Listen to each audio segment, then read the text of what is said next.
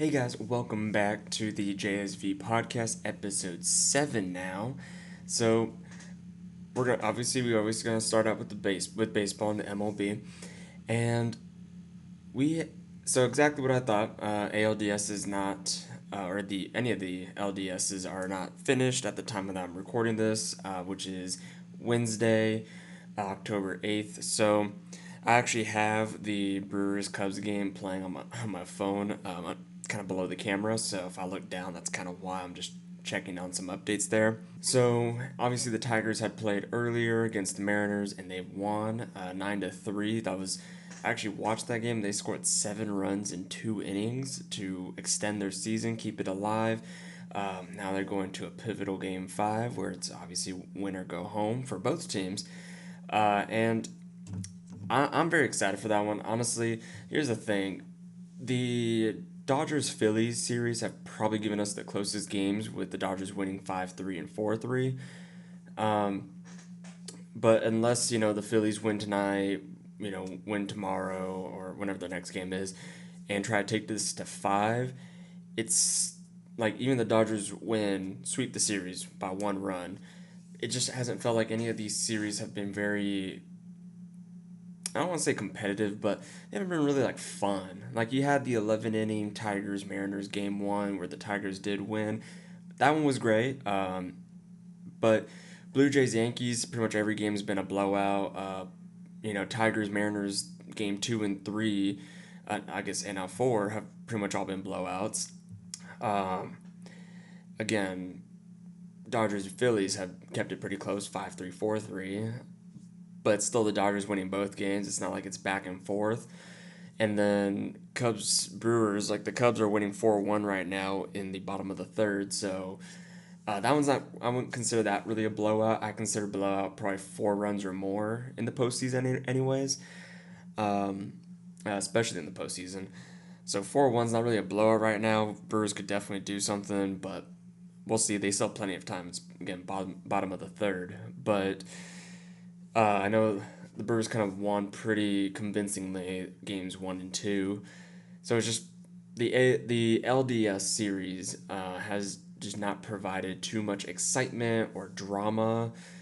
We'll see. Again, Tigers, Mariners have the potential. They're going to a game 5, which is always super fun. You always love the winner go homes. And if they can keep it a close game, I'm going to be rooting for a close game. I don't really care who wins. But if it can just be a close game, I would say 1 or 2 runs for that 8th and 9th inning are very, high leverage situations where every pitch matters, every swing matters, every run matters. That's what I really want to see in the 8th and 9th inning, where we can get some more of that playoff feeling. It just hasn't felt like we've gotten that yet. So that said, again, because the Tigers won, now that series is tied 2-2, going back to Seattle for a game 5. Brewers and Cubs, again, 2-0 in Milwaukee's favor. Cubs winning as of right now, so we'll see.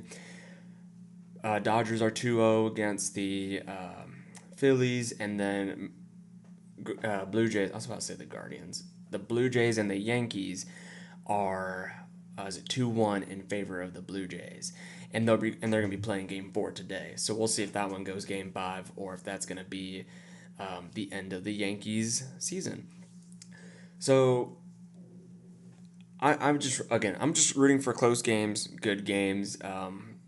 Cubs now have first and second, no outs. So if they end up blowing it wide open, then that's just another kind of, I don't want to say boring game. That feels wrong, but just not super exciting. There's just not drama. There's not tension in the later part of the game. But either way, I'm gonna kind of go ahead and just talk about some of the, now because we're in the LDS, we're gonna talk about some of the LCS matchups, ALCS, NLCS matchups, and what they are at least projecting to be or what they could be. And I think because they're not really aligning up exactly for when I like to record these episodes, we'll probably just go ahead and do a very short special episode for the World Series. Once we get to that, we know who the matchup will be. I'll go ahead and do a kind of a quick recording So we'll do like a quick recording of what that World Series matchup looks like. We can talk about both those teams in a little bit more depth and predictions for that series. So I think I might just do like a special episode because I don't think the LCS's series will be done by the time I record the next episode. So that said, let's go ahead and look at let's look at the NLCS. And the reason why I want to look at the NLCS is because again, the Brewers and Dodgers are both up 2-0 at the time of recording. It looks like Cubs, if they hold on, will go to 2-1. And I just don't know if the Cubs can win 3 in a row against Milwaukee, who again, Milwaukee's the number 1 seed. It's not the Dodgers, it's not the Phillies. The Milwaukee Brewers are the number 1 seed in the National League. So you're asking the Cubs now to win 3 in a row against them, one of which will be back in Milwaukee, and that's going to be that Game 5 if we get there. I just don't see that happening, so I feel like it's pretty safe to say it's going to be the Brewers moving on. And then again, the exact same thing with the Dodgers-Phillies. Asking the Phillies to win 3 in a row where only 1 is going to be in Philadelphia, because unlike the Brewers, 2 of those next 3 are going to be in LA. And the Dodgers only need to win 1. So I don't really have a whole lot of faith in the Phillies. Sorry, Phillies fans, but yeah, you had to at least win 1 of those in Philadelphia to keep, or not keep, actually, you would have still lost home field advantage, but at least kind of just give yourself more of a shot, because then at least now you're looking at it as, oh, we only need to win 1 in LA to bring it back home for a pivotal Game 5, instead of we have to win 2 in LA, and you have to win 3 in a row. Of course, in that situation, you're just looking at win this game. You know, if you win that game, then you're like, okay, now let's win the next game. You take it 1 game at a time. That's what you have to do. But the Dodgers are just playing very, very well. They're just such a good team. I just can't see them losing 3 games in a row. Not with that lineup, not with their pitching staff. That's just a very tall task, a tall ask, and a tall task for the Phillies. So I think it's going to be the Dodgers, and I think it's going to be the Brewers for those reasons that we just talked about. Brewers, again, they're not looking sharp right now in Game 3, but Games 1 and 2, their offense really came alive. They looked really strong. Their pitching may not have been like the most elite of elite, but they looked really good. Again, this is playoff baseball. You can't expect to always shut out every team, and you can't expect you can't just use excuses of, oh, we're going against good pitching, our offense can't, it's fine if our offense only scores 3 runs. No, you gotta find ways to win. And the Brewers have found ways to win convincingly in Games 1 and 2. Again, they're not looking great Game 3, but again, that's on the road. Chicago's probably playing a little bit more aggressively because they know if they lose, they go home. So they're probably playing a little bit more aggressively versus the Brewers right now. I still don't think that the Cubs will win 3 in a row, though. So let's look at that Dodgers-Brewers matchup as an LCS. And hey, if the Phillies or the Cubs win, that's my fault. That's why we're going to do the special episode for the World Series. But I think right now it's going to be Dodgers-Brewers. So Dodgers-Brewers, that matchup, I think that one could actually give us a good series. It's hard to tell because the Brewers just they don't really, I don't want to say like excel at anything. They don't jump off the page on paper like the Dodgers do. Like the Dodgers on paper obviously look like the most stacked team ever assembled. They have tons of great hitting. They are deep when it comes to their batters. They have great pitching, and they're deep at pitching. Bullpen's been a little bit shaky, so I don't know how much you trust the bullpen, but the starters are excellent. And then there's probably just some bullpen arms where maybe if you can get a good lead, you can throw them in there to eat some innings, and then use maybe your better performing pitchers to actually be in those high leverage situations. But the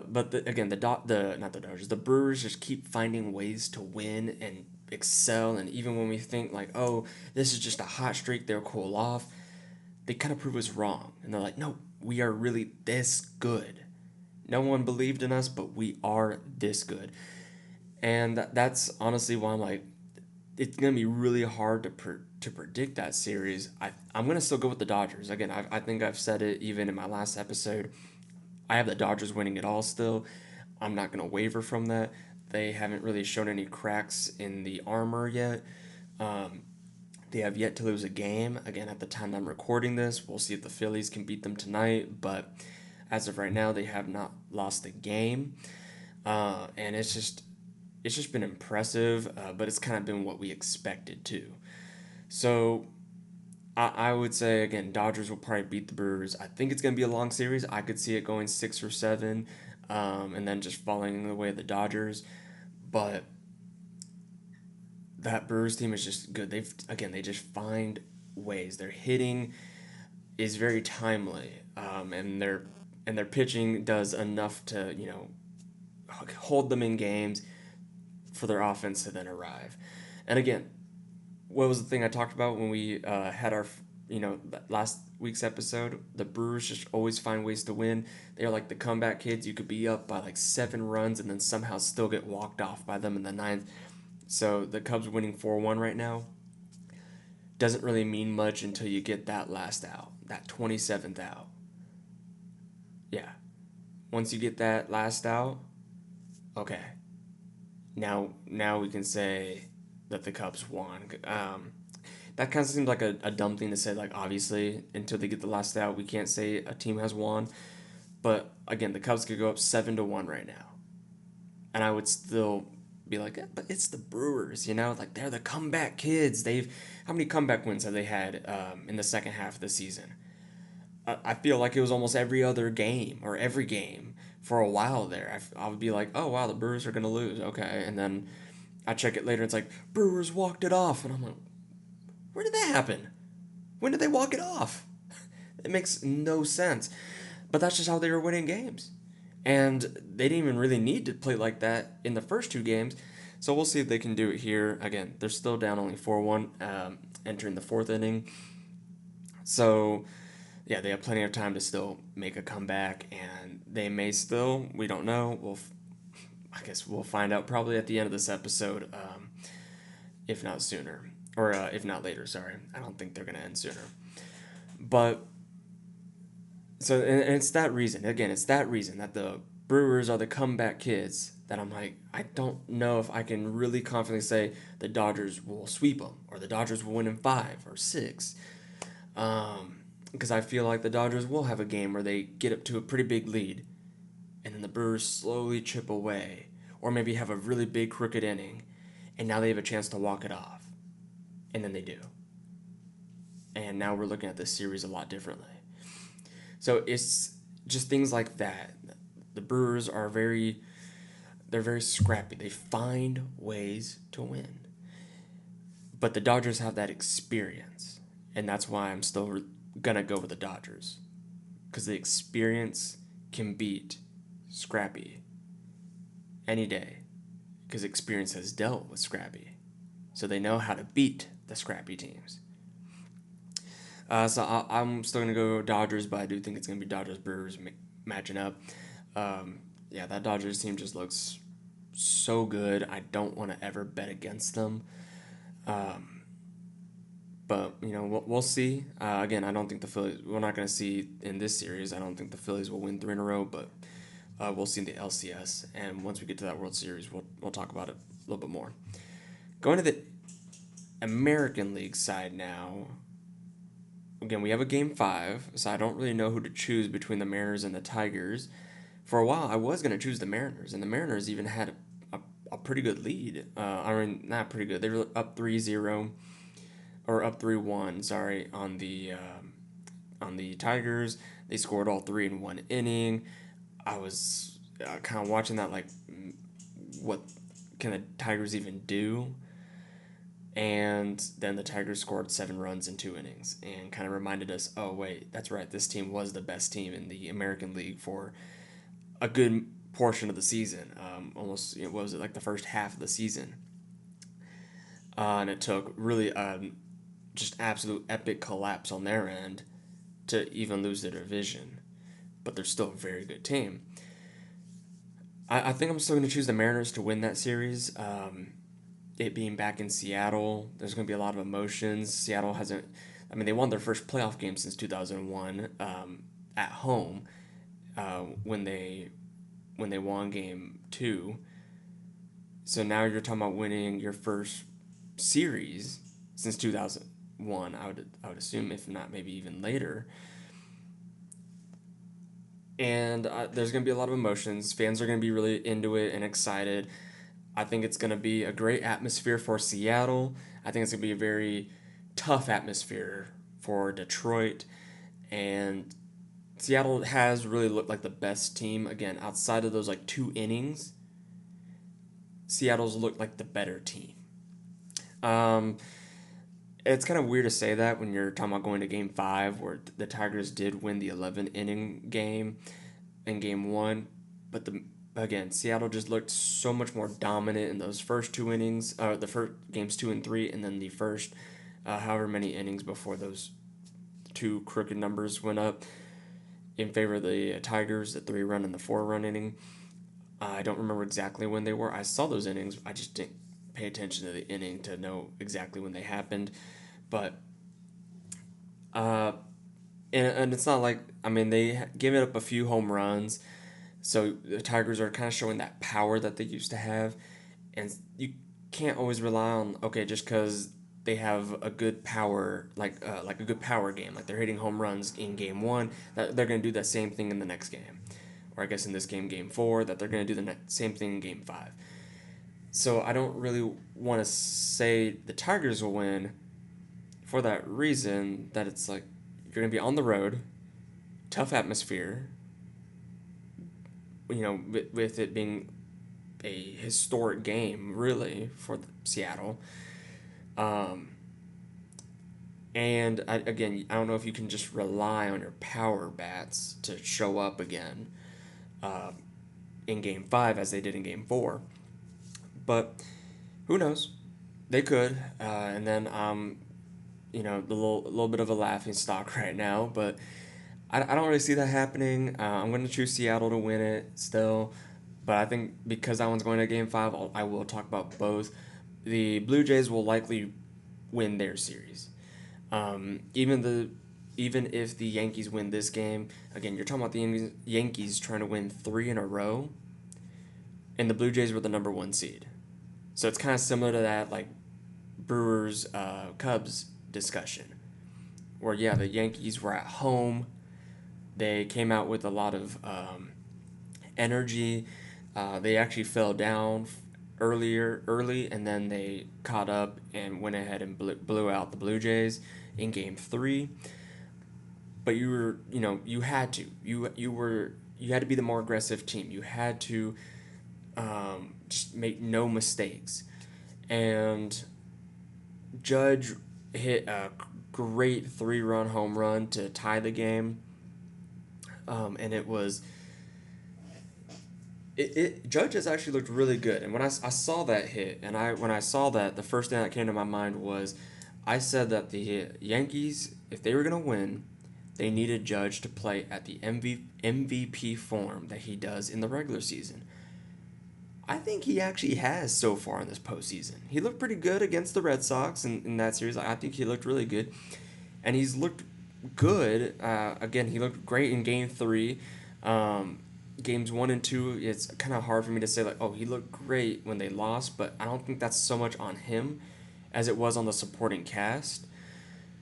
Because I think I saw somewhere where, like, Ben Rice, Bellinger, Stanton have all been, like, kind of struggling. It's really just been, like, the Volpe, Judge, Chisholm show. And guess what? It was Judge hitting a big home run to tie the game and really bring the Yankees fans back into it. Chisholm hit a big home run as well. I think that one, I don't know if it was to take the lead or extend it, I forget. But you got guys showing up, and I think if they just get a little bit more support from the guys I just mentioned, again, like Ben Rice or Goldschmidt, depending on who they play, Stanton needs to, I think, start performing a little bit more. And then Bellinger, same thing. If you can get those guys contributing more with like Chisholm, Volpe, and Judge continuing to perform at the rate that they are, now we can actually talk about the Yankees maybe making it on, or moving on. But because we haven't really seen that yet, and again, I'm not gonna really say, oh, one game, okay, hey, they're back. No, we need to see them do it again, because you expected them to come out and be aggressive and with a little bit more focus and playing a little bit more on edge. Now, in game 4, again, it's a 5-game series. That's like the equivalent of a game 6, where you don't want to lose and now go into a winner-takes-all kind of game. So I think now we're going to see the Blue Jays kind of play with that same like edge, that same intensity, that same sense of urgency, and be a little bit more on the aggressive side as well. And we'll have to see how that translates, because they have just absolutely demolished the Yankees in the first 2 games. There's no other way to say it. They demolished them. And now you're asking the Yankees to win 3 in a row against them. You won the first one? Great. Can you win the second one? I'm not too sure. And can you win the third one when it's back in Toronto? I don't know. I don't think you can. So I'm going to say Blue Jays are going to move on. Their offense have just looked elite. Their pitching has looked a little sometimes. But again, that Yankees lineup is still no joke. But I don't think there's a single lineup that you can really take it easy on that's left in the postseason from either side. So that's why I'm like, yeah, you're going up against a good lineup, but you want to see a little bit more consistency from your pitchers in being able to, like neutralize that. Because let's not forget, the Yankees did have a 5-run inning in Game 2 that kind of made it a little bit interesting in terms of a 7-13 loss instead of a 13-2 loss. So you want to see a little bit more consistency out of the Blue Jays' pitchers, but their offense has been absolutely amazing, with the exception of Game 3, which again, I think the mindset was different between the two teams. We'll see how they do this tonight, and I expect them to go out there and perform. So with that said, we're basically going to be looking at Mariners versus the Blue Jays, or the Tigers versus the Blue Jays. I'm going to start with the Mariners versus the Blue Jays because I think that's who it will be. I'm going to still choose the Mariners. The Mariners' offense has looked really good, and I trust their pitching way more than I trust the Blue Jays' pitching. But as we saw today, the Blue Jays pitching, or not the Mariners pitching, is capable of giving up runs. And I think for the ALDS they didn't have Wu. That's a big loss. He was by far their best pitcher. So if you don't have him for the ALCS, okay, then maybe I might lean towards Toronto, because they've honestly beaten up some of the Yankees' good pitchers. But I think right now I'm still going to lean towards Seattle. But if the Tigers win, I think the Blue Jays and the Tigers pitching are kind of on the same level. The Tigers obviously have the best pitcher in Skubal, but I think everything else, they're pretty even. But I like Toronto's offense a lot more. And I think they'll have the best player or position player in Vlad Guerrero Jr. of the series. And that really goes both ways, even with the Mariners. But I think the Mariners, again, will have the better pitching staff. So I would say Mariners will probably beat the Blue Jays in like 6 or 7. If it's that matchup, if the Tigers go on, I think the Blue Jays will beat the Tigers. I'd say in 6. Yeah. I think if it's Mariners, I'll go 7. If it's Mariners, 6. 7 in favor of the Mariners if it's Mariners versus Blue Jays. Or it'll go to 6. Tigers versus Blue Jays in favor of the Blue Jays winning. And then again, we'll talk about World Series matchups in a special episode. But that's kind of my predictions. Or that's how I think those series are going to end. It's going to be the Blue Jays. It's going to be the Mariners. And I still think it's going to be Mariners versus the Dodgers in the World Series. But we'll see, and we'll talk about it once that comes up. But that's really all I have for this one. I think today's games are going to be very telling for a lot of teams, at least on the AL side. NL, maybe not. I mean, it's 4-2 right now, Cubs versus Brewers, so the Brewers already are starting to kind of chip away. So we'll see. But so that's all I had on the baseball side. We'll have the special. We'll talk about some stuff next week, and we'll do a special episode, whether it be before next week's episode premieres next Thursday or after. I feel like it's gonna be after, assuming the series go long on the NLCS and ALCS. But yeah, we'll do a special episode. So going to the NBA now. So NBA, I kind of talked about how we did kind of a quick little deep dive, or not deep dive, but a little, like we discussed each team briefly. I kind of want to deep dive on some teams that I think are the most interesting. Yes, my Spurs are going to be one of them because they're my favorite team, so sue me.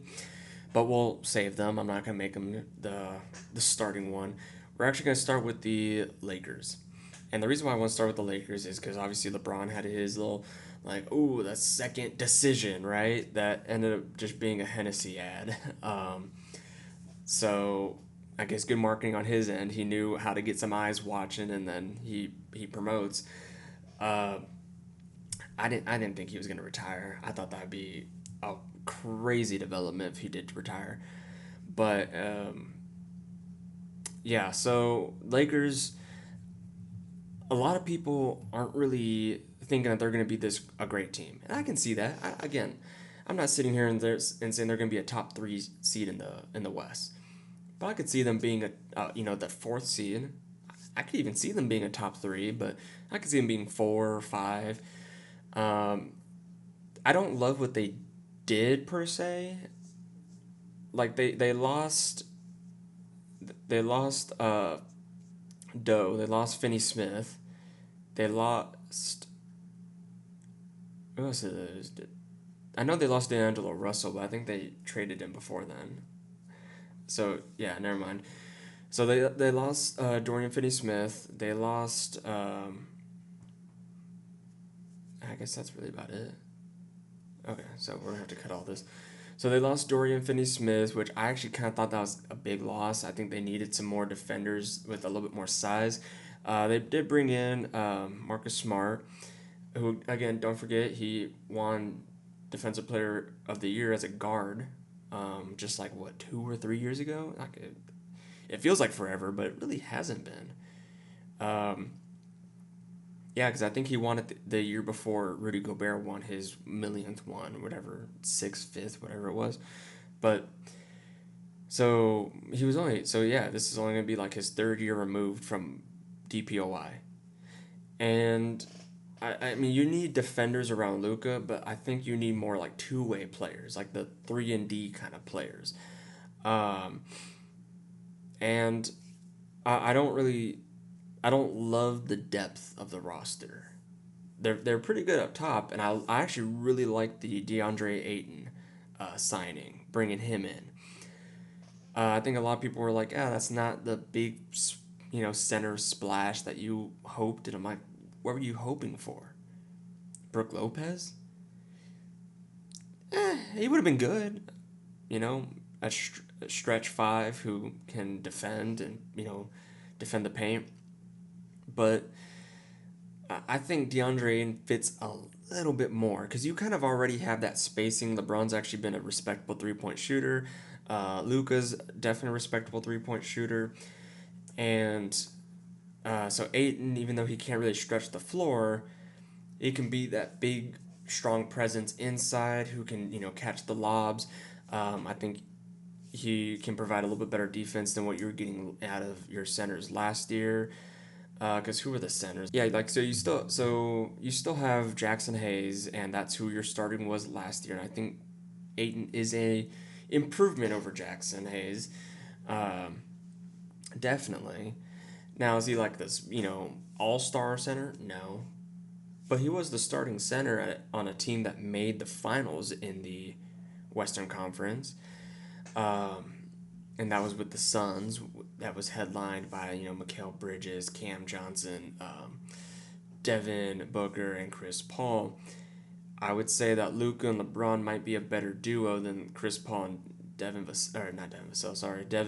Booker. So he's gonna be this center with a better duo who will now get like a full off season. I mean, they haven't really played it like this off season. LeBron always puts millions of dollars into his body in the off season. Luka's playing overseas. He's looking really slim right now. We'll see if he can keep that off. But hey, being in LA, probably, I can tell you, being from Texas, we love our food down here. So being in LA, um, I think he'll probably keep off that weight, especially with everything that was being said about him at the trade deadline. I think he will really, I think it's really engraved in him to try to keep this weight off, keep that athleticism, stay healthy, and I think he might be in for a big year with LA. First full season with LA, first full season. There you go, with LeBron. You actually have a quality center, like at least a respectable center versus Jackson Hayes, who I love as a backup, I don't love as a starter. So I think the Lakers are going to be a top six seed in the West for sure. They just have the star power. I think they want to make a couple more trades to improve their depth. Or maybe, when you talk about buyout season, maybe they get a couple guys in the buyout market to just improve the depth. But I think depth is going to be the one thing that might hold them back. So you really need the healthy season from LeBron and Luka. That's going to be absolutely imperative that you have healthy seasons from LeBron and Luka. And I know that's maybe a tall task to ask, but I think they can get it done. LeBron's not going to be shouldering all the ball handling responsibilities like he was when AD was his running mate. And Luka, again, if he can just keep that weight off, stay slim, stay in shape, his body will, I think, can handle an NBA season much better. I'm not saying that both of those guys are going to play 82 games, but hey, if you can get like 70 games out of them, you take that. That's a big, big win. And I think that's very doable for both. So, yeah, so I think I like what the Lakers, I like what some of the things that they did on the Lakers side. Obviously, you want to try to bring in a little bit more defense around Luka. That's why they brought in Marcus Smart. If they had kept Dorian Finney-Smith, I would have liked that a lot more. But you still got Rui Hachimura. You still got Jared Vanderbilt. And Vanderbilt needs to stay healthy as well because that's a great defender.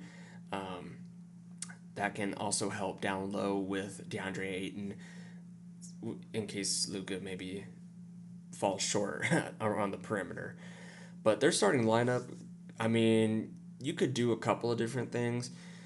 I kind of like the idea of, because you have Luka and LeBron already, bringing Rui Hachimura off the bench, who's a little bit more known for his offense. So bring kind of like that offensive guy off the bench and start a lineup with Luka, Reeves, Braun, Vanderbilt, and Ayton, with Hachimura and Smart being your sixth and seventh man respectively. And that's good. I'm hoping that Reeves can maybe take a step forward as a defender, because right now the defense on the guard side with Luka and Reeves isn't exactly amazing in my eyes. But I think that's why you start Vanderbilt instead of Hachimura, so that way you get that defense down low and at the wing position. So that's kind of my opinion on the Lakers. I think another team I really want to talk about is the Knicks. So the Knicks, they were the ones that obviously they made the big trade last year for Mikal Bridges, and Karl Anthony Towns, which is the biggest one of the two. So that way you would have a Brunson, I think they were doing like a Brunson. I forgot who their two guard was because I think they were running like Bridges at the 3 and OG Anunoby at the 4 and then Cat at the 5. I think I would kind of change that to where it's Brunson, Bridges, Anunoby, and then kind of go like double big with like a Cat at the 4 because he can stretch it out, and then Mitchell Robinson at the 5. You did bring in Gershon Yabusele, so you could always maybe do Yabusele at the 4, Cat at the 5. That way you're bringing Robinson as your backup center. So I think you have a little bit more to play with here. I love the Yabusele signing. I think I said that last week too. It's just such a great signing. I was really hoping the Spurs were going to sign him because he just brings so much energy. He's going to do the stuff that don't always show up in the stat sheet for you. And he's just a quality NBA player. I mean, he looked great in the Paris Olympics. He played really good for a banged up Sixers team, and as a result, he has shown like, yep, he can contribute at this level, and now he's going to be able to go and prove that he can contribute to even winning basketball, being a part of the Knicks. But yeah, I think I was very surprised with the Knicks firing their head coach in Tom Thibodeau. So now you bring in Mike Brown, and I don't love the hiring.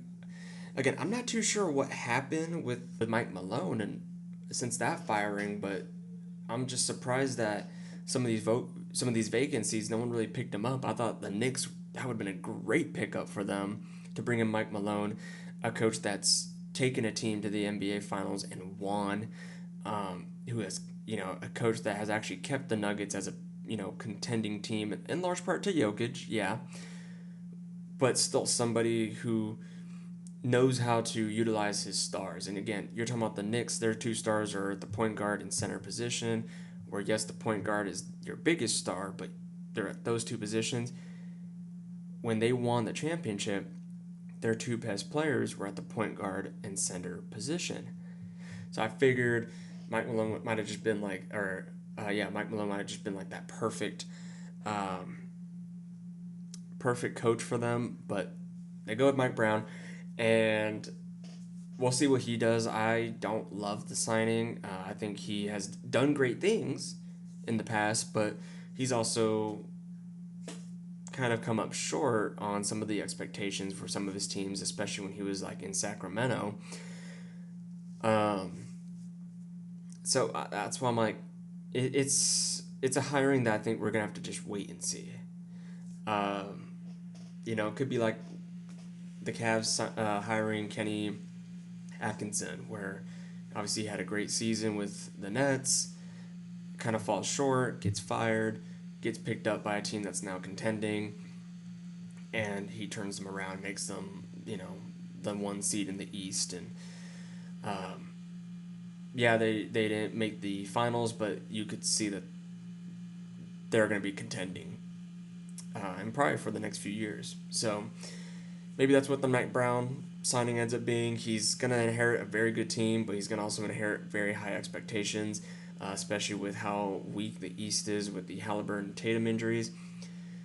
Tatum might be coming back, though, a little bit earlier than we expected, so we'll see how the Celtics look, but they still lost a lot of people. I still kind of have the Knicks maybe being that 1 seed, but just because the Cavs haven't really been the most healthiest team, I guess I could say the same about the Knicks, but I mean, like, Brunson's been pretty healthy, and we've talked about, I mean, Mikal Bridges is the Iron Man of the NBA. I mean, that dude does not miss games. So I think the Knicks are just a healthier team history-wise versus the Cavs. So I think the Knicks will be the number 1 seed. But the Knicks definitely have a lot more interesting pieces. We'll see how that all gets put together. I think they need to hang their hat a little bit more on the defensive side. Defense as, really some of those like final possessions in the first round against the Pistons, like those defensive possessions, are the reason you won that series. And it was actually due to lack of some of that defense that costed you in the series against the Pacers. So we'll just have to see. We'll have to see. But I think they need to hang their hat on on the defensive side. You have some really good defenders, and if you can really just as a team collectively be like, we're just going to stop you. And we have two great offensive players, Brunson and Cat, who can do enough for us to get the win because our defense is going to be that suffocating. I think that's what's going to get you over that hump. You finally made it to the Eastern Conference Championship. That was a great year for the Knicks. So I think that's your next goal, is just hang your hat on the defense, let your offensive stars be stars, and then kind of make that your identity. I think they're kind of heading that way too before the head coach firing. So we'll just see what kind of direction Mike Brown wants to go in terms of what the team's identity is going to be. And then I think the third team I'm going to talk about this week, again, we'll talk about probably like 3 new teams next week. So this week going to be the Spurs, wearing my Spurs 2014 championship hat. Last time they won the championship. So it's been a little bit of time, but hey, you know, we were coming off of a really good run there of tying the NBA record for playoff streak, winning 5 championships in the span of, well, Tim's career, obviously. Greatest trio, in my opinion, Tim, Tony, and Manu. Most winningest trio at the very least because they stay together. Loyalty. And now the Spurs have really built something very, very interesting.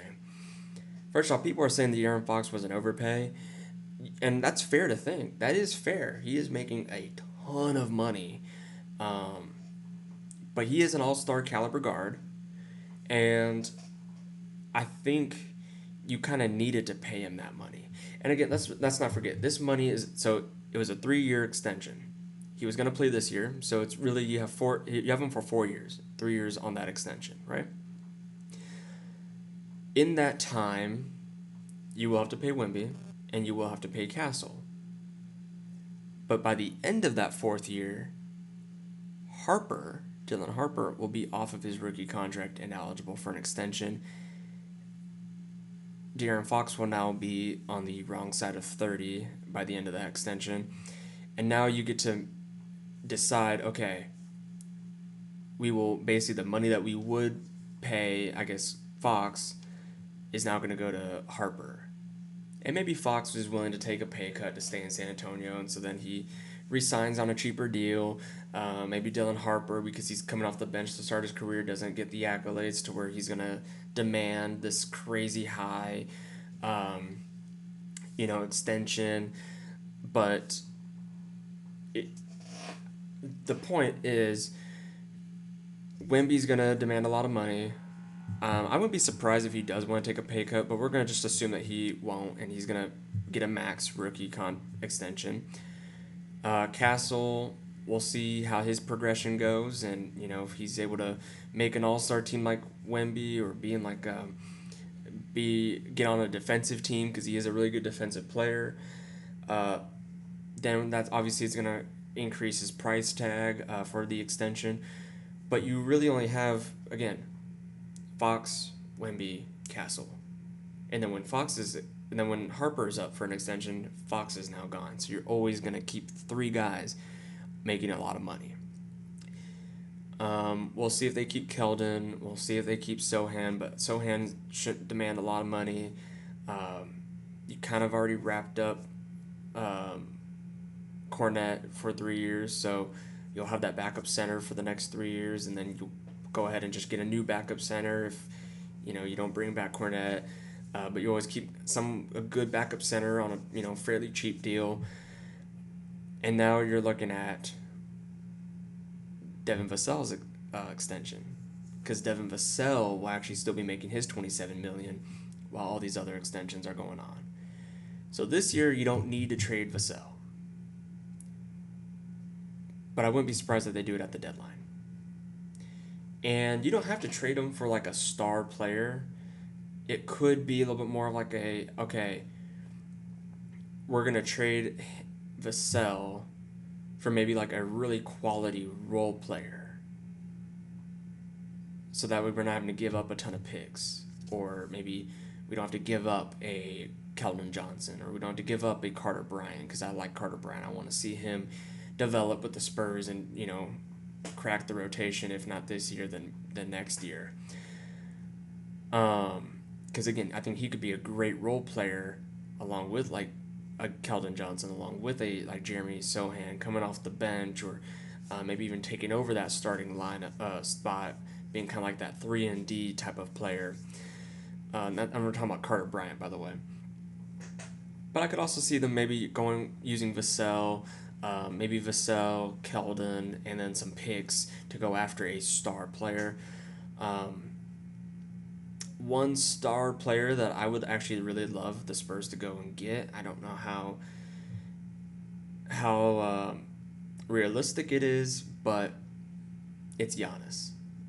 Giannis is on the last year of his deal, I believe. Let me double check that before I just spread misinformation there. Giannis contract, here we go. So, where's the...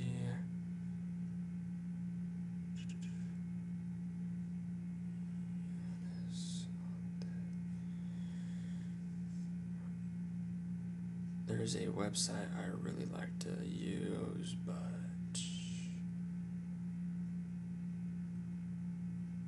Oh, that's why, because I'm in news for some reason. There we go.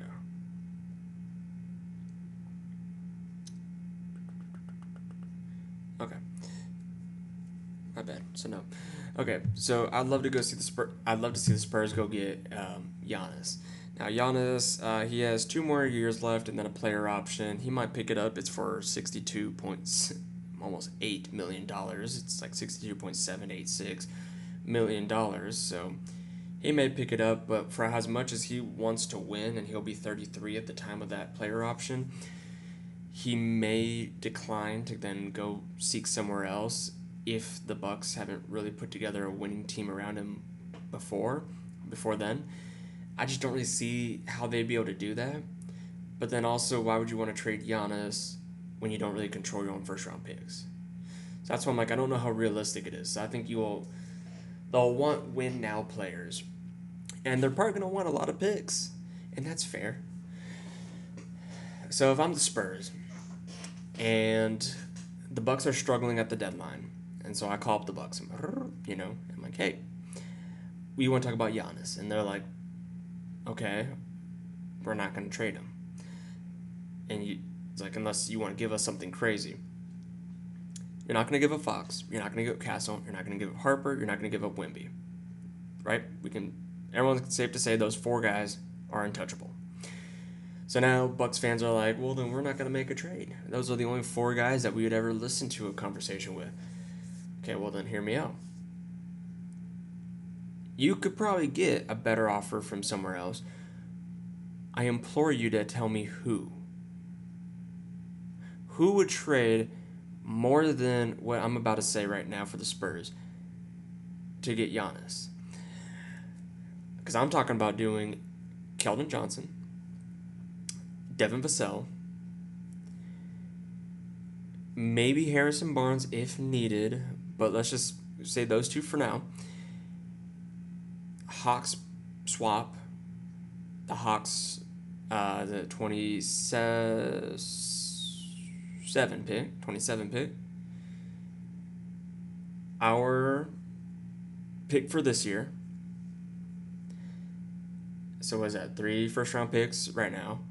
And then I'd probably do like a Spurs future pick, or maybe another pick from a different team. I'm not sure what pick that would be. I really don't care. Just pick a team, give that pick, right? And the reason why you give up this year's Spurs pick is I think you'd have to, because right now, again, Bucks fans are like, well, why would we do that? Well, what if the Spurs face an injury? Obviously, we had injuries to Fox and Wemby last year. It's still possible that could happen again. Fox is already going to start the season off kind of injured on his pinky. Harper's missing a lot of the preseason, but hopefully we'll be ready for opening day. So we're already seeing some injuries. So you might be like, okay, well, we want it this year before you can really try to build more around Giannis, Fox, Castle, and Wemby and all them. So you want this year's pick. Then you get the Hawks picks. You get the swap. You get the Hawks for 27. The Hawks might be good, but it's an extra first-round pick, and you don't know if the Hawks will be good. Obviously, they ended up being they looked pretty decent coming into the season, and then sold a lot of things, and ended up being a lottery team. And year before last, they won the lottery without having one of the top odds. So you never know with those picks, and it's at least a team that you didn't just trade Giannis to. You get a future Spurs pick because, again, will we be able to re-sign Giannis while keeping everybody else I just mentioned on extensions? It might be tough. So you're like, okay, well, hey, if they lose some guys, again, and some injuries, we got for future pick that might not. But then you give that fourth first-round pick, or I guess, no, that'd be like, wow, I think that would have been your fifth first-round pick, and it'd be like from a different team. So maybe instead of a future Spurs first, you give up a different team's future pick. Just to, hey, we don't know the future. That team could suck. So 4 or 5 first, Keldon, Vassell. That's a lot for the Spurs to give up, but I'd be fine with it. Maybe you give up 4 first, a bunch of seconds, because we have a ton of seconds, and then Keldon and Vassell. If you're the Bucks, who's giving you a better offer? I implore you to give me a team who would give you a better offer than that. Because if you're like, oh, well, because the Rockets aren't. They just traded their assets for KD. The Thunder aren't, because they just signed their top 3 guys to massive extensions. And I heard this recently that makes complete sense. They're going to keep all their first-round picks because that's how they're going to manage the salary cap. We're going to get guys with all those first-round picks who can come in and contribute to winning basketball with those 3 star players that we just paid. That way we can keep a deep team, a talented team, a good team. And then once they're off their rookie extension, if they're too expensive for us to keep, okay, then they'll go on to their new team and we'll replace them with one of our other first-round picks that we have because they have a million of them. So, no, and they're not going to have the money to have the 3 guys that they just paid and Giannis. So, no, the Thunder aren't. The Rockets aren't now that they went for KD. Those were the 2 teams that could realistically put together a better package for Giannis than the Spurs could. The Nets, who do you have that are going to be more like win-now players than like Vassell and Keldon? Probably not really anybody. So not the Nets, not the Thunder, not the Rockets. Those are kind of like the teams with the most like young players with some picks. It's like the Jazz aren't. I mean, maybe I guess the Trailblazers potentially could, but I don't know why they would. I know why they would. It's because it's Giannis, but I don't know. I think the Spurs could still make the best offer for Giannis, and I think the Bucks would owe it to Giannis and the fans to at least entertain that idea of, okay, we're going to get Keldon and Vassell. Maybe they demand Sohan in there too, in which case I would take off one of the first round picks. So that way you're getting like 3 guys who are maybe not like super young, but still pretty young, who can contribute to win now basketball and then continue to develop, and you get a bunch of picks that maybe you could then use for, okay, we'll trade for Devin Booker from Phoenix. So now we have the win now players. We got a star player again. And, you kind of just think about that way. So I don't know. Maybe it's also a 3-teamer that like kind of how the Spurs did to get Fox for almost nothing. How they basically used that 3-teamer. So that way instead of having to send some of their most talented players, they got Chicago to send their talented player to Sacramento. So, but otherwise, even if the Spurs don't make any trades, I don't know if you can keep Vassell, unfortunately. So I'd be willing to trade him. But you have such a young core. I'm really excited to see how Castle develops, how Harper does in his rookie season. Wemby's still going to be Wemby. And then, of course, you still have Fox there to help with the win now situation. You still got like Carter Bryant. You still got Jeremy Sohan to be some of those young guys off the bench who can still continue to grow, get better, and contribute. So the Spurs have a very interesting team. They have a ton of different directions that they could go right now. And giving Fox this extension is the reason you have those different avenues. Without Fox, you would pretty much have to make a trade this year. But because you extended Fox, you don't need to make a trade. And if you do make a trade, it doesn't have to be for a star. You could, again, just trade maybe Vassell and try to get like 2 role players to make yourself a little bit deeper, especially if you have some injuries. Like, you have options. So I'm excited for Spurs basketball. I think they will be at the very least a play-in team, but I think they could make a real push for a top 6 seed, depending on the health of players. Wemby had a very super cool quote, which was, I passed a shot I can make with my eyes closed to my teammate so he could have a shot that he can make in his sleep. I love that. That's literally 2014 Spurs logic. That's the beautiful game logic. Pass up a good shot for a great shot. A great shot for a better shot. You just make the extra pass. And Wemby was talking about, he's like, I could take a contested fader with 21 seconds left in the shot clock or with 2 seconds left in the shot clock. That shot will be there. So why not so instead of taking that 21 seconds and it's a low percentage shot, why not use the full 24 seconds to see if we can get the best shot possible? And then if it gets down to that 1-2 second range, okay, then we'll obviously have to just throw something up. And we'll live with that result, but at least we're trying. And I love that mentality, and I'm excited to actually see that take place among the whole team. Of we're going to pass it around, and we're going to try to go back to that 2014 Spurs logic. Do they have the talent of the 2014 Spurs? Probably not, but that's the thing about the beautiful game. You can elevate a lot of players because you're giving them better shots. You're giving them better looks, more high percentage shots. So I'm really, really excited about it as a Spurs fan. And I think we could see some really great things from the Spurs this year. So that's it on the NBA side. Again, we'll look at some other teams next week. For the NFL, oh boy, for the NFL. I say this because, I say it like that because, man. First off, I am not a believer of the Texans just because they destroyed the Ravens. I'm just less of a believer of the Ravens now.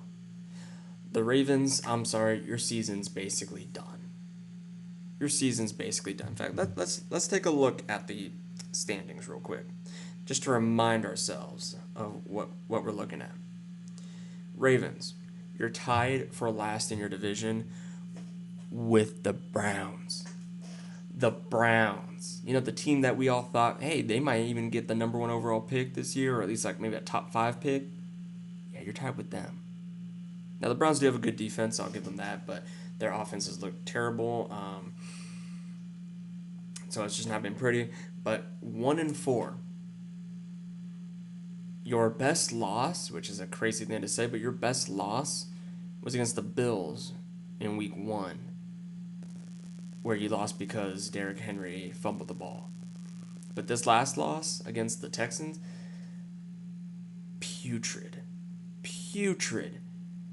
I have no faith in the Raven. I don't know how the Ravens are still favored to win their division. That win, I mean, they're in a weak division. Browns, Bengals, also terrible. But the Bengals at least traded for a quarterback and trying to make some changes with getting Joe Flacco from the Browns. And I'm glad the Browns did that because it's like you had too many quarterbacks going into the season. You at least shed a couple, getting rid of Kenny Pickett and now Joe Flacco.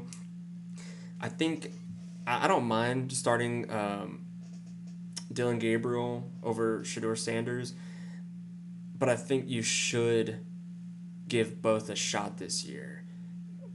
And not like, every other game. No, like, you start Dylan Gabriel, so give him the start for the next, I would say, 3 games. If you see improvement or if he starts to excel, great. You keep him on there. But if he kind of still starting to struggle, not looking too hot, okay, well, we gave you 4 weeks to kind of give us something. Let's see what Shedeur Sanders can do. Again, this is not an ideal situation, but that's what happens when you draft 2 quarterbacks in one draft class. That already wasn't smart, but that's what they did. So that's, I think, the best way to do it, to where you could try to evaluate your quarterback room between those 2 rookies to the best of your ability. But the Steelers have looked far and away the best team in that division. Aaron Rodgers actually looks really, really good. DK Metcalf has obviously looked like DK Metcalf. And it's just been a much better, and plus they do have a good defense as well, and it's just they've just looked like the best team. So the Ravens are still favored to win the division, but you're already 2.5 games behind, because Steelers had their bye, so 2.5 games behind. 2.5 games in the NFL is massive, because you only play 17 games, and we're talking about through week 5 now, and you're 2.5 games out. Obviously, you can make them up. You have the division matchups against each other and everything, but they just have to turn it around, because the Texans also just did not look bad, but you made the Texans look like a Super Bowl contender against y'all. It looked terrible for the Ravens, so I don't believe in the Ravens at all. And going to another team that I don't really believe in at all, the Chiefs. Yeah, that's right, I said it. I don't believe in the Chiefs. You want to know why? Because they're 2-3. And you lost to the Jaguars, which I'm not saying the Jaguars aren't good. The Jaguars are actually a really good team. I'm a big believer of the Jaguars now. But your 2 wins have come against, one, the Ravens, who we just talked about are putrid right now and just not good at all. And the second one, I'm looking right now, because I don't remember off the top of my head. Oh, the Giants. The Giants. The pretty bad team, Giants. The team that couldn't even beat the worst defense in the NFL, Cowboys. Granted, that was in large part to Brandon Aubrey's insane leg, but still. So your 2 wins are against the Giants and a putrid Ravens team. Not exactly something I'd be hanging my hat on as, look, we're Super Bowl contenders. In fact, because the Broncos also beat the Philadelphia Eagles, which we're going to get to them next, you're now 3rd in your division. Now, granted, the Chargers have not really looked good, but the Broncos have really been on the rise. So, yeah, it's just looked bad. It's looked bad for the Chiefs. I've not been impressed at all. I think they need to make some moves. I think they're still a little bit banged up in the wide receiver department, but you got to make some changes. And you got to go after a receiver. Maybe that's going after Jacoby Myers from Las Vegas. Maybe it's going after, I don't know, maybe like a Jerry Jeudy from the Browns. I don't know. I'm just trying to think out loud here of what some teams might be willing to trade, and I mean that's really about it. I think every other good team obviously wants to keep their receivers, and every bad team, their receivers are more like on the young side, or they just don't have anything that's super interesting. Like that's a big improvement over what you currently have. So I don't really know what the Chiefs really do, but it's just hasn't been looking good. So going to the Eagles now, because that's that's like the last team I want to talk about before I get to my next topic within the NFL. Eagles. I'm a Cowboys fan, so you already know I'm happy about this. Finally, they get what was coming. Yeah, that's right. I said it. Eagles finally got what was coming. You have been winning games by the skin of your teeth. Again, you relied on CeeDee Lamb, top 3 receiver in the league, to drop not 1, not 2, but 3 passes that could have set them up in field goal range to, just casually win the game, or at least tie it. I think that might have been to tie it. And that could have, and then you also had the Miles Sanders fumble.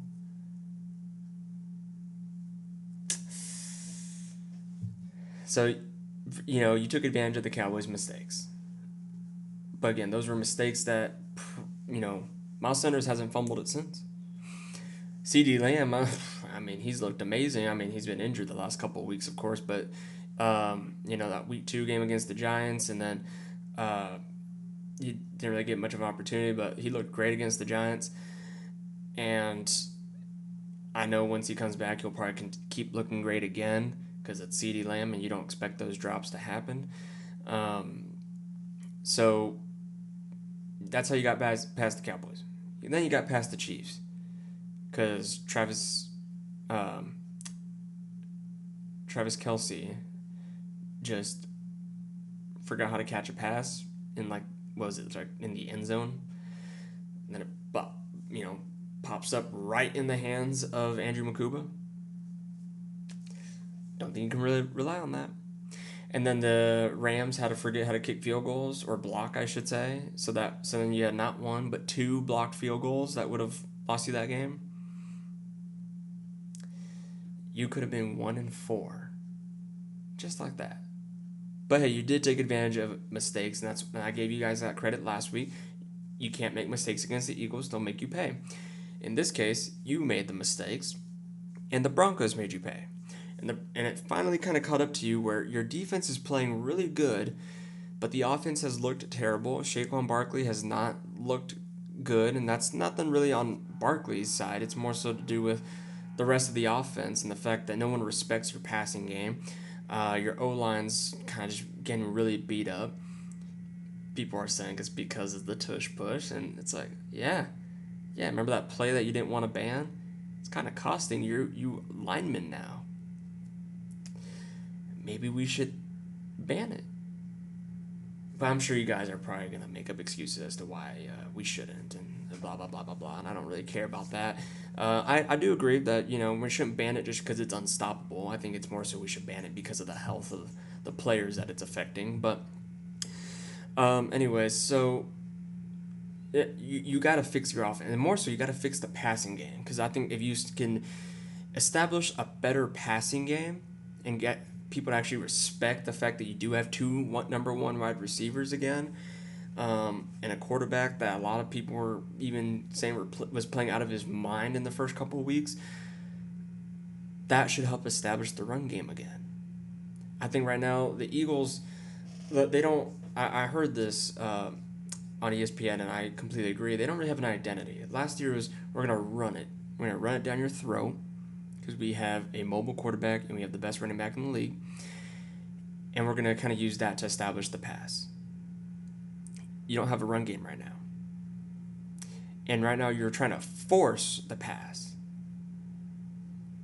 especially against the Broncos. You were winning, and you were still passing the ball instead of running it. So I know, and I'm saying you have to establish the pass to get the run going, and I still believe that, but you have to balance it. It can't be 30 whatever pass attempts I think it was to 11 I think rushing attempts. That can't be it. No, when I say you have to establish the pass, the coordinator and play caller needs to set up your receivers better, get them open, give them a little bit more motion or whatever you need to do to get them open. Give Hurts some easy throws. So now defense is like, okay, we got to play this differently, and that should maybe open up some more lanes for Barkley. I'm not saying got throw it 30 times to 11 rushes when you do have Saquon Barkley. Give Barkley the ball still, because the only way you're going to get him going is by giving him the ball. And maybe you can get a run game going to then establish the pass. It's not impossible, but I think you got to establish a little bit more in the passing game too, because no one's respecting your passing game. And even on that Hail Mary, your two receivers were fighting each other for that ball. Yeah, because I'm supposed to respect that as a defensive coordinator? No. I'm going to try to keep Barkley out of the game because I know what he can do and what he will do if we're not careful. And right now your two receivers are just fighting each other, and Jalen Hurts is not really look like this great passer. So that's the issues with the Eagles. And again, going now to their one win, which was against the Buccaneers. The Buccaneers won this week, and they won another close one. That's just what they do. Baker Mayfield sets them up for those game-winning drives. And I saw this, now there's a big MVP debate between Dak Prescott and Baker Mayfield. And I am a Cowboys fan, so I'm 100% a little bit biased on this. I think it is Dak Prescott. I'm going to just give my reasons as to why. And I'm going to base it off reasons that I've heard from others, okay? So the reasons why I've heard from others that I've heard why Baker Mayfield is the MVP over Dak is because he has a beaten-up receiving core, but still being very, very efficient with his passes and, leading these game-winning drives for his team. So let's talk about those things. All right, so he has a beaten-up kind of offense. He has a little bit of a beaten-up running back room with Bucky Irvin kind of being hurt. Receivers, Mike Evans, Chris Godwin haven't been the most healthy, so he's relying on a rookie who's been playing out of his mind right now. And then he's been leading these game-winning drives. So, beat-up offense. Are we going to ignore that the Cowboys aren't one of the most beat-up teams on both sides? The Cowboys, yes, against the Jets, but still, against the Jets, had 4 O-linemen missing, had their best receiver missing, had their wide receiver 3/punt returner missing, had their backup running back missing. So you're talking about your backup running back, your wide receiver 3, 4 O-linemen, all gone.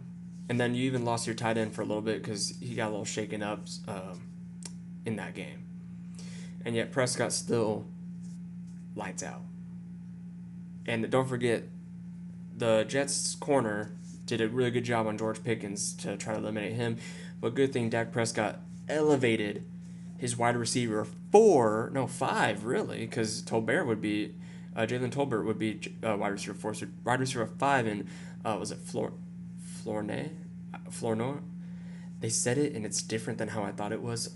I apologize, but still, their wide receiver 5 ended up looking like a wide receiver 1 out there. And that's in no small part to Dak Prescott. I'm not going to take anything away from the wide receiver. Hey, Flournoy, I apologize for that. I am butchering your name. You were absolutely lights out, too. You had some great run after the catches. But Prescott helps elevate those receivers. Right now, all we keep talking about is Emeka Egbuka from the Buccaneers. I don't really hear too many of the other guys, and that's their wide receiver 3, at worst. Yet Prescott's making wide receiver 5 look like a wide receiver 1. So, and again, with a beat-up O-line, missing the backup running backs, so it's Javonte Williams and Jaden Blue. You're missing your best receiver and your third best receiver. So, yeah, let's not act like the Cowboys and Dak Prescott haven't had a beat-up offense either and still been very efficient. Now we talk about, okay, well, Baker Mayfield has led the game-winning drives. Okay, Prescott has a game-winning drive under his belt along with a couple game-tying drives. And if it wasn't for Prescott, Cowboys would definitely be absolutely in the gutter right now. They have the worst defense. Are we gonna pretend like the Bucks have the worst defense too, and that's why they need to go on these game-winning drives? Because that's not true. Prescott needs to go on these game-winning drives because their defense can't stop a cold. So it's not because Prescott's been a little maybe inefficient to begin the game, and then he's like, oh wait, that's right, I need to play football, and then he gets really hot and does it, and at least on the game-winning drives. I'm not saying that Baker Mayfield, but no, it's because the defense can't stop anybody. So he goes and scores a touchdown, then the defense gives up a touchdown. So he's having to try to keep going back and forth, and that's how you end up tying in overtime. Still ridiculous. I think we should have won that game. And you almost beat the Eagles at Philadelphia in Week 1. You probably should have beaten the Eagles. You probably should have beaten the Packers. You should be right now. What does that be? 4-1, 4-1, with 2 great wins under your belt. But instead, you're 2-2-1, in no small part because of how bad the defense is. And that's not on Prescott. But he's been having to do these game-winning drives because of how bad his defense is. Baker Mayfield, I don't know if he gets the same. I think if you put Baker Mayfield in Prescott's shoes, is he winning the game against the Giants? Is he tying the game against the Packers? And then you put Prescott on the Buccaneers. Are they only in 1-possession games, or is he able to maybe give them 2-3 possession wins because they have a better defense? Because we just saw Cowboys defense even plays a little bit competent, and the Cowboys blow out the Jets. So I think Prescott's is the MVP for that reason. But hey, it's only Week 5. It is only Week 5. We could see drop-offs from both Prescott and Baker, and now we talk about somebody else. We thought Josh Allen was the MVP favorite really up until Week 5, and now we're talking about it's Prescott and Mayfield. So, yeah, again, a lot can happen. So, but those are just some of the things I've heard. I feel like we're more so dismissing some of the stuff that Prescott's accomplished to try to highlight what Baker Mayfield has. I'm like, I don't want to take away from Baker Mayfield, but let's not use what Baker Mayfield's accomplished to take away from what Prescott's accomplished. They both accomplished amazing things. Their teams are set up, to where they can both make the postseason. And I think Jerry Jones needs to make trades now, please, in order to get the defense a little bit better. And I think we'll see a big difference from both those teams. So now let's go ahead and we're going to end it just like we did last week. We're going to talk about the NFL games for this week, try to predict them. I went 5-9 last week, so I need to redeem myself because that's terrible. So Eagles versus Giants. Now the Eagles have lost, I can bet against them, and I'm not going to this time because it is the Giants, and the Giants are terrible. And they're without their number 1 receiver. So, Quinyon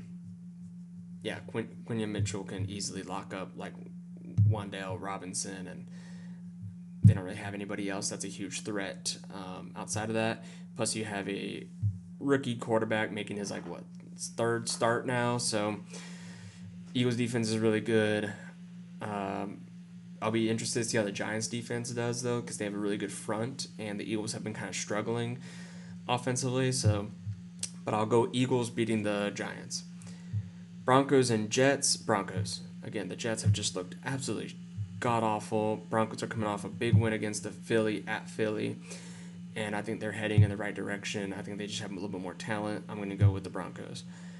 Seahawks and Jaguars. Man, Seahawks, you have had some back-to-back tough weeks. Because it's at Jacksonville, I'm going the Jaguars. They have just looked absolutely amazing. Sorry, there's something flying around. The Jaguars have looked absolutely amazing, and they've got a big win against the Chiefs. I'm a full believer of the Jaguars now. Seahawks got a kind of a crushing defeat against the Buccaneers, but I think the Jaguars are gonna take it from them. So give me Jacksonville. Chargers and Dolphins. Give me the Chargers to finally get back on pace after back-to-back tough losses to NFC East teams. Dolphins, again, have not looked good. They don't have Tyreek Hill. Chargers still have a talented team, talented quarterback. They got to get back on pace at some point. I think this is the week that they do it. Rams, Ravens. Ravens have just looked god-awful, so Rams. Cardinals, Colts. Give me the Colts. Cardinals aren't asleep, they're not a team to be slept on, but the Colts have just looked so good lately, and I'm a big believer in the Colts. Cowboys, Panthers, I'm going to always go with my boys. I don't care. I'm going with my boys. And I do think the Cowboys would win this game anyways. I think similar to like the Jets, I think the defense can maybe do just enough to hold the Panthers off for the offense to excel and get us the win. Patriots and Saints. Give me the Patriots. The Saints got their first win of the season. Congrats to Kellen Moore and that team. But the Patriots got a big win against the Bills. I think they're honestly, Stephon Diggs has really started to come alive. Saints are still, again, they got their first win, but they haven't looked good overall this season. So give me the Patriots. Browns and Steelers. Okay, divisional matchup. Good defenses. Coming off a bye, though, give me the Steelers at home. Aaron Rodgers has just been incredible. Titans and Raiders. That one's going to be tough. The Titans did get their first win. Geno Smith has looked terrible for the Raiders. Let's go with the Raiders though. I'm going to go with the Raiders still. I just don't trust the Titans at all. But congrats to Cam Ward on getting his first win as a NFL quarterback. But yeah, give me the Raiders. 49ers and Buccaneers. Okay, another really good divisional matchup. Man, there's gonna be a couple of good fun games this week. Give me the. You know what? Give me the Buccaneers. The 49ers are still banged up. And Mayfield, again, is playing at an MVP caliber level. And he is, and again, if it's even just remotely close, I trust that he'll give him a game-winning drive. So give me the Buccaneers. Bengals, Packers. Bengals have not looked good, even if with Joe Flacco, I don't care. Packers, they got to sit with that humiliating tie against the Cowboys after everyone thought they were going to blow them out. And it's at Green Bay. They're going to want to bounce back. Give me the Packers. Lions and Chiefs. Lions. I don't like the Chiefs at all this year. They don't look great. I don't trust them at all. Give me the Lions. It is at Arrowhead, so we'll see. Should be fun. But Lions have just looked absolutely incredible. Bills, Falcons. Give me the Bills. Bills had a tough loss against the Patriots. That was their first of the season. Look for them to bounce back against a struggling Falcons team. Bears, Commanders. Give me the Commanders. Now that Jaden Daniels is back, I think that kind of sparked something. They got a good win against the Chargers. So I think they might try to continue that against the Bears. Bears aren't anyone to sleep on, though. It's not like the Commanders have looked exactly lights out, but I'm still going to go Commanders, especially with it being at Washington. So those are my picks. We'll see if I can go better than 5-9. But we shall see. Anyways, thank you so much for watching. I really appreciate all the support. Please like, comment, subscribe. Comments, let's do it. Okay. For the MLB, comment who you think will make it to the World Series. Any kind of big matchups. I think next week, and actually for the NBA, we might go ahead and talk about some hot takes that we might think of. I'll try maybe to talk about a couple of teams, and then we'll kind of do some hot takes for the season. So go ahead for the NBA. Go ahead and drop me some of your hot takes that you think might happen in the 25-26 season. For the NFL, go ahead and give me who your biggest sleeper is to win the Super Bowl so far through week 5. Who's your biggest sleeper? So anyways, like, comment, subscribe. If you're watching on Spotify, thank you so much for, again, all the support. Please show love there as well. Any and all support is absolutely appreciated. Thanks so much. See you next time. Bye.